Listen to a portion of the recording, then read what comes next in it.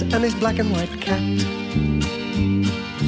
Early in the morning, just as day is dawning, he picks up all the post bags in his van. Postman Pat, Postman Pat, Postman Pat and his black and white cat. All the birds are singing and the day is just beginning. Pat feels he's a really happy man. Everybody knows his bright red van. All his friends will smile as he waves to greet them. Maybe you can never be sure there'll be knock, ring, letters through your door. Postman Pat, Postman Pat, Postman Pat and his black and white cat. All the birds are singing and the day is just beginning. Pat feels he's a really happy man.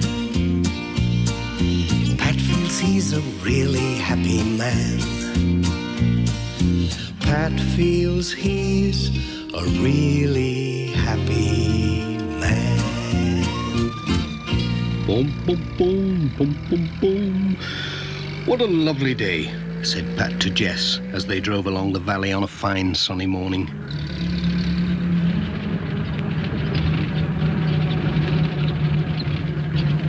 They came into the village and stopped at the post office as they did every day to collect the letters.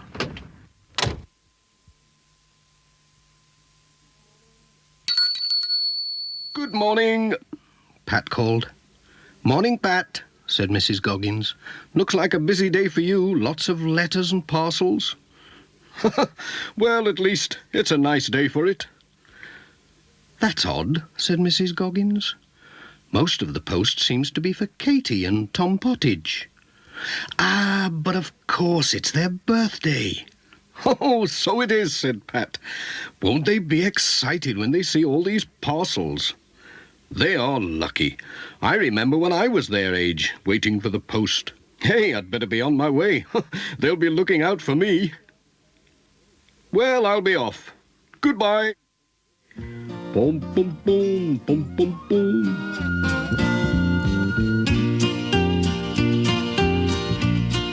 Pat was on his way.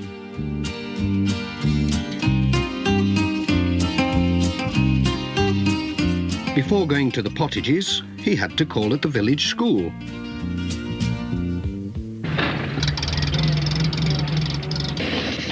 Some of the children had arrived early and were playing in the schoolyard.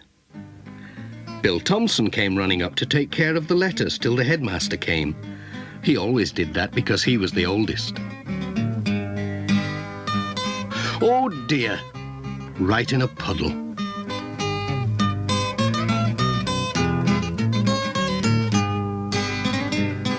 Sarah and Lucy Selby asked Pat if he was good at hopscotch because they'd just had new lines painted in the yard. Well, it's a long time since I played, said Pat, but I'll have a go.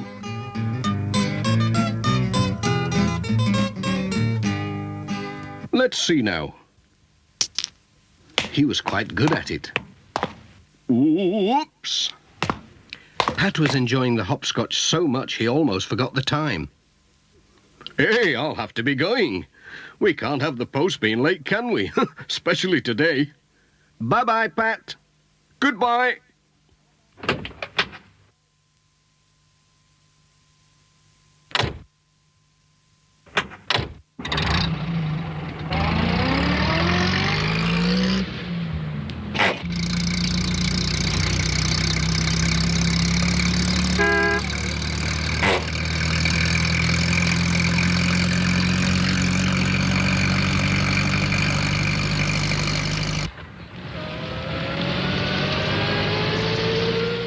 Turned in at Greendale Farm.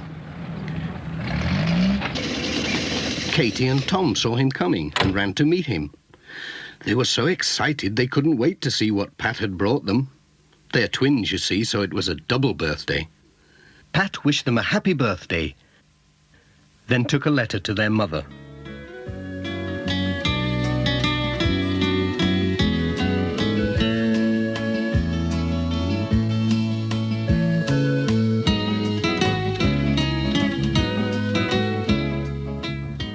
Tom's present was just what he wanted.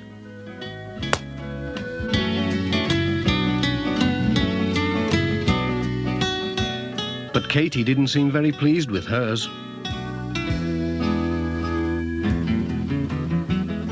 "What's up with Katie?" asked Pat. She's wrong side out today," said Mrs. Pottage. "She's lost Sarah Ann." "Sarah Ann? Is that the little doll she takes to school?" "She takes it everywhere. She's lost without it. I don't know what we'll do if it doesn't turn up." "Oh, it's sure to turn up somewhere." "Trouble is, it could be anywhere. We went to see Aunt Alice yesterday and called at lots of places. She could have left it anywhere." "Don't worry, I'll look for Sarah Ann," said Pat. "I might come across her. I'm good at finding things, you know." "We'll get her smiling again, you'll see. Cheerio." Come on, Jess. We've work to do.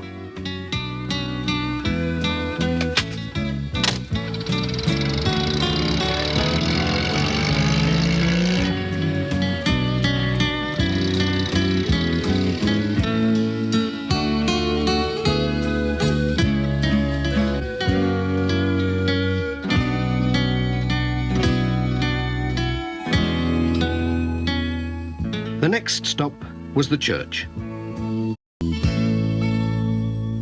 The Reverend Timms heard Pat's van coming. There was a card from Cousin Joan on holiday in Mallorca. Pat told him about Katie's lost doll. "Oh, she could have lost it in the church," said Reverend Timms. "She always brings it. Ah, well, seek and thou shalt find. Let's have a look. Mind your head."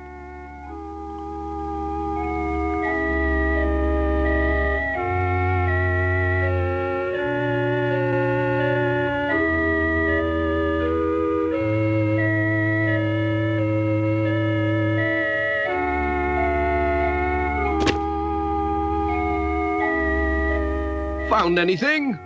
called Pat. "Oh, yes, a bump on the head." At last the Reverend Timms did find something, but it wasn't Sarah Ann. It was a lady's glove. It had the letters DT sewn inside. "DT," said Pat. "Dorothy Thompson, that's whose it is, I'm sure. I'll take it along for her. She will be pleased." "Well, I hope Katie's doll turns up somewhere," said the Reverend Timms. "We'll just keep on looking till it does," said Pat. "Thanks for helping. Cheerio."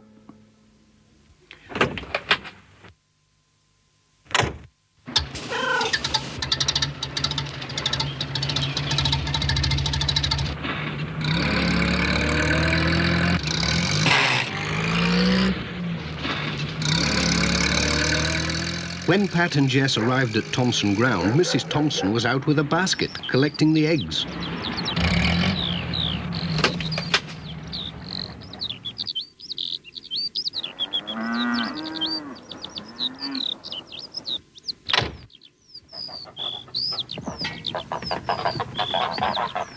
She was surprised when Pat gave her a glove with her letters. "Well, I never," she said. "Where did you find this? I've been looking everywhere for it." Then Pat told her about Katie's doll. "I was looking in the church for it. The Reverend Timms found your glove instead." "Now, let me see. Katie and her mother came to tea yesterday. She could have left her doll under a cushion. We'd better have a look."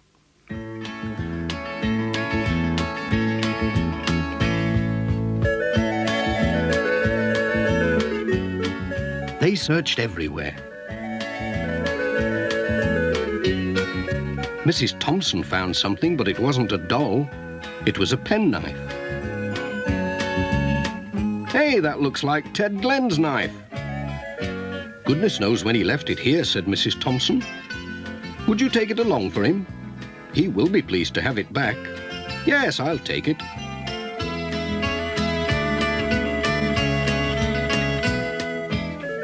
"I do hope you find Katie's doll." "We'll keep looking. See you tomorrow. Cheerio." "Bye-bye, Pat."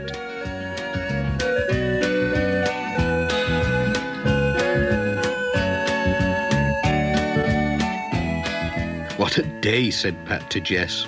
"We found a glove and a penknife but no Sarah Ann. I wonder if there's any chance of finding her at Ted Glen's.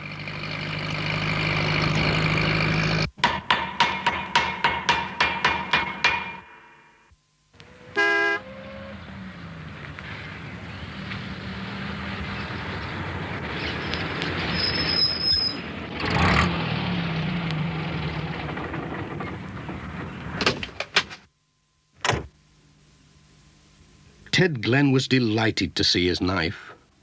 He couldn't guess where Pat had found it. When Pat told him about Katie's lost doll, Ted said, she was here yesterday with her mother.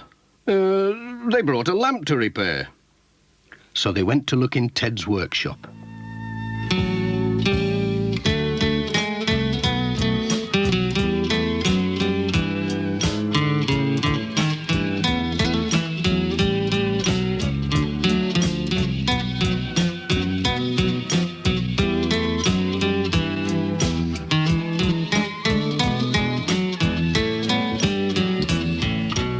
They didn't find the doll, but Ted found a watch that he'd forgotten he had. Enjoying yourself, Pat? That's Miss Hubbard's, he said. She brought it to be mended ages ago. She must have forgotten all about it. Would you take it for a Pat? Certainly. I'm going that way.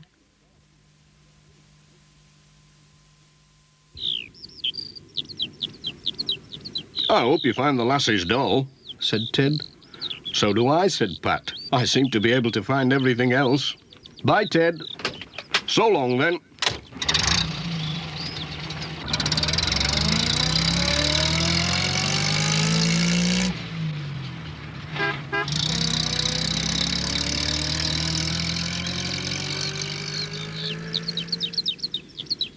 Miss Hubbard was shopping at Sam's mobile shop, whilst Sam was enjoying a cup of tea. Miss Hubbard was surprised to see Pat,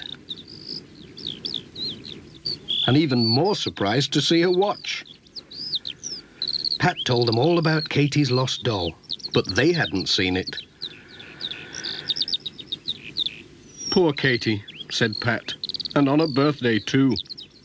I know. I'll take her a box of chocolates. That'll cheer her up. Aha! Sarah Ann. So that's where you've been hiding all this time. It's Katie's doll, said Pat. I found her when I wasn't looking for her, sitting behind the chocolates. Sam was amazed. That child gets everywhere. I'll take the chocolates anyway, said Pat. They'll make a nice birthday present. Cheerio!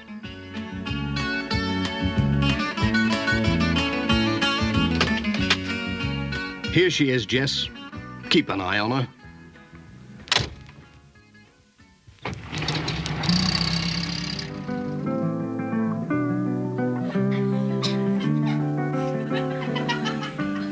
When Pat arrived at the twins' party with Sarah Ann and the chocolates, Katie gave a big smile, the first that day.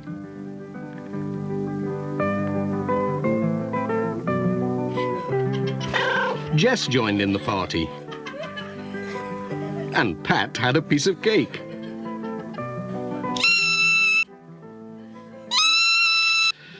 Delicious, said Pat, but it's time we were off. Bye-bye, Pat. Bye. Goodbye, everyone. Have a good time.